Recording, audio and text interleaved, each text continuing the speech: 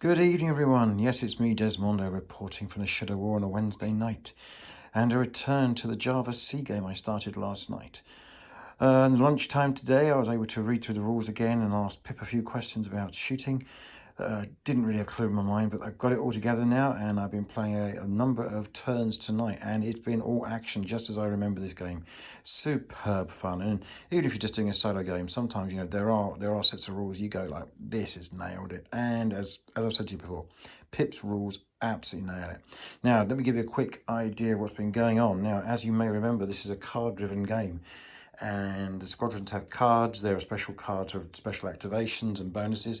And yeah, we've only actually gone through the deck once in the time since I've posted the first video, and a lot has happened.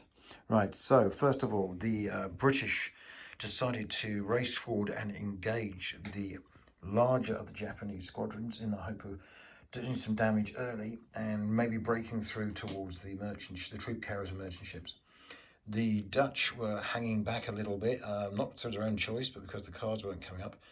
And what happened was that the British went in first, as I say.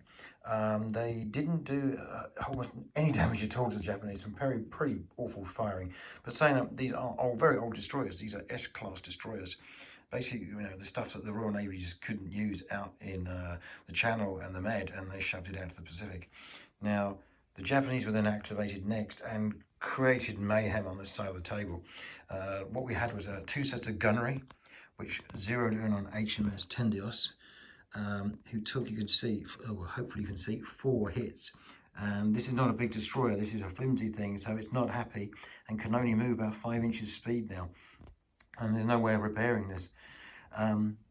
Then the really nasty bit came when this Japanese destroyer launched long lance torpedoes against HMS Dane and absolutely crippled it.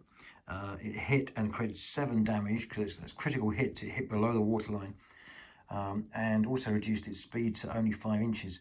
Now, in Dane's favour, she dodged 6 of the torpedoes missed. The 2 that slammed into her, she nearly dodged, but just failed on the die rolls. So on this side of the table, it's looking pretty nasty already for the British, and they're going to have to make some big decisions about what they're going to do with the remaining destroyer, whether it comes out and lays smoke and tries to protect these 2, or it tries to cover them as they run. But one way or another, it's not looking that great. That rain score has just literally moved at the end of the turn and is actually covering part of HMS Dane, and not enough for it to be completely concealed, so it's still a target. In these rules, you can't just remain stationary. You have to move, and if you are stationary, due to a reason, you are sitting duck for gunnery and everything else.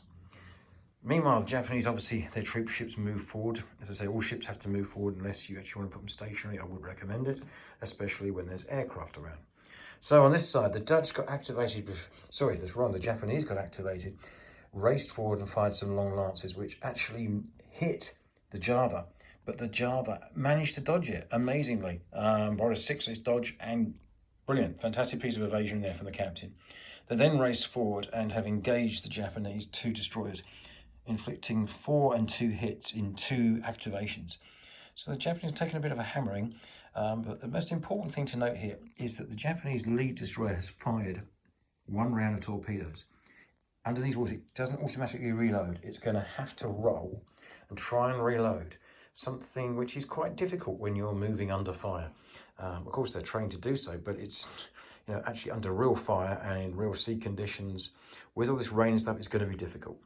So yeah, the rain scores have come on. There's another extra 5 have come on, and are all moving over towards the east of the table. That's the east, boy. And yeah, that's going to mess things up a bit. But the Dutch have gone for it. They're going to try and turn around the corner and try and get to the troop ships.